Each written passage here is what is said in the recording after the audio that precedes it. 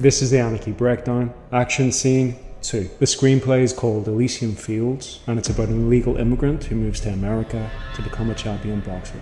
So in our previous episode, we took a look at the character of Atusa. In this episode, we'll take a look at the character of boxing coach Billy Bones Foley. Let's take a look.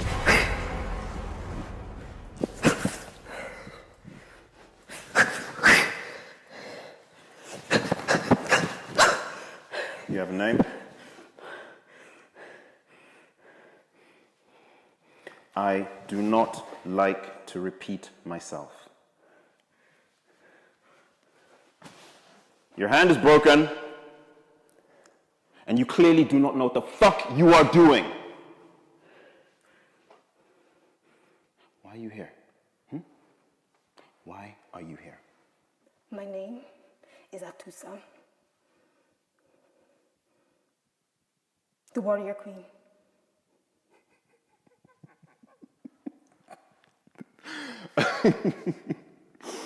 Okay.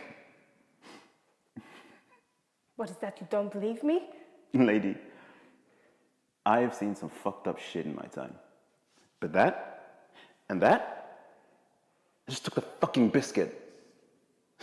Warrior queen. Jeez. Something led me here. That's nothing new. I see divine inspiration in this hellhole all the time.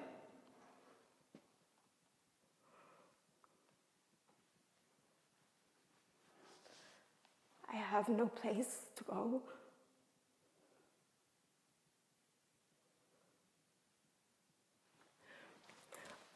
I'm not leaving.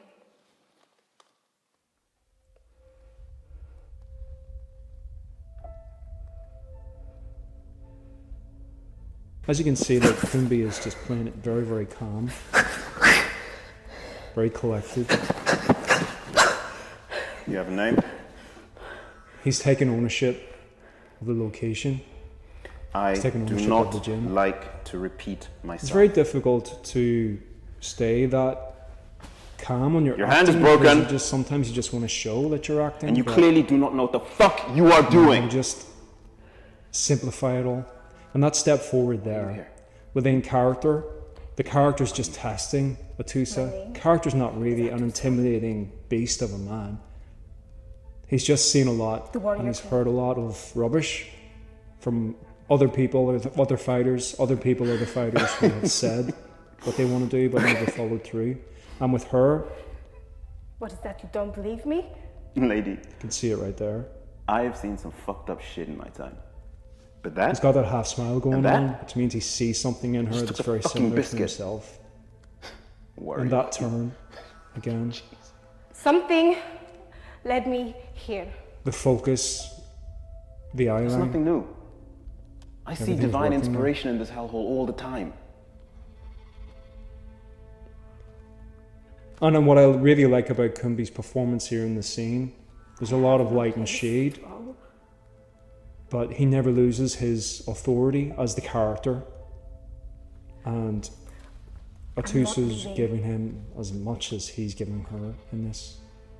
He's very gentle and kind, and that last look that Hanvey just did there brought all of that out. Now, Billy Bones is written in the script as a 40-something, punch-drunk, potentially alcoholic character.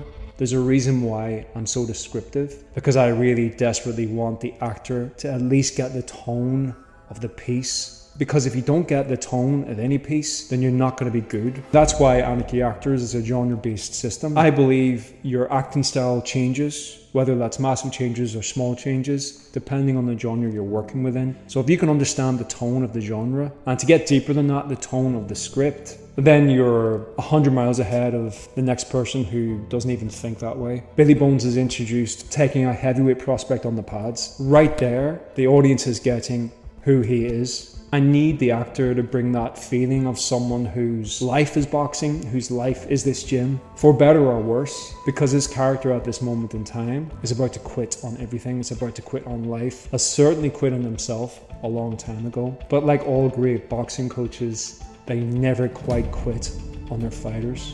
I try to get out, but they pull me back in. It's the same with fight coaches, and it happens all the time. A lesser actor would look at that intro. Okay, it's a man in his 40s who is punch drunk.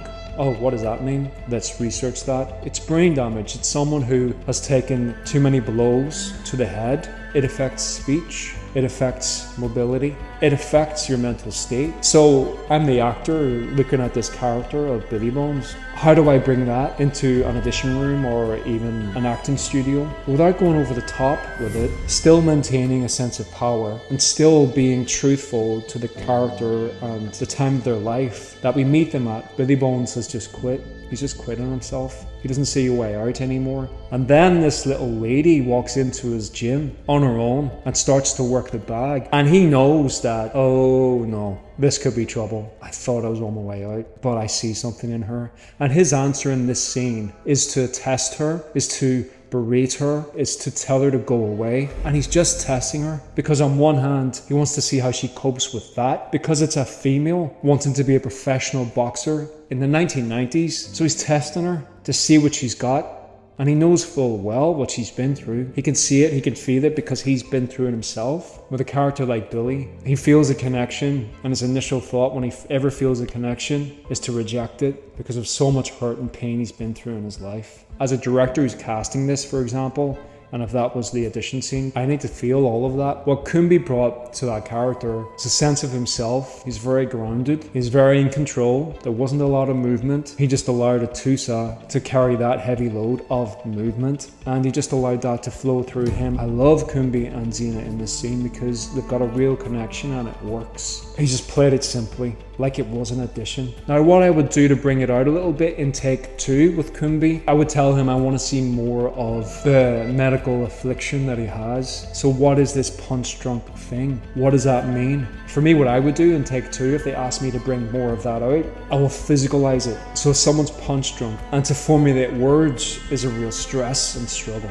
I would be very, very calm. I would perhaps have longer pauses. I would be very succinct in what I said to keep control over my condition and to keep my power as the head coach, as the owner of this boxing club. So number 1, I would be very succinct in my speech. I wouldn't necessarily be slurring my words, but I would be very slow like I'm doing right now. I'll be slower articulating what I need to say. And number 2, I will bring it in physically, very deliberate movements. And in some way, the vocal and the physical is in sync right there. So that's very, very simple, right? It's very simple in the process, but it's very difficult to execute, particularly when you have an audience, any kind of audience, whether that's 1 person or 100 people, to be calm enough and to be confident enough to take your time and sync that vocal with that physical. So that's all I would do. We don't have to overcomplicate it. We don't need to win that Academy Award for a performance that everyone can see and then everyone applauds because it looks so difficult to do, when in fact that's just acting. In a way, I don't want acting. I want internalization. And if this was take 2 with Kumbi, if we tried that, it would just lift it a little bit, and it would also lift Xena's performance even further as well. And that's always something we can play with. Vocally, I would push my voice a little bit lower, so it's lower and more deliberate and succinct and powerful. And also, if you can see what I'm doing right there, it's quite breathy but strong at the same time. And just by doing that, I feel a little bit older, I feel a little bit more tired, and I feel like I just want to quit. So those little tricks, try them, they can help you, but find your own place, you know, that's what I would do. And from there, the whole character just opens up. And remember, please read the stage directions, particularly with my scripts, because all the answers you need as an actor are in those stage directions. They're not in the dialogue, they're in the directions. And any great filmmaker, any great writer, any great director will tease that out. This has been the Anarchy Breakdown. Until the next time. No justice, no peace.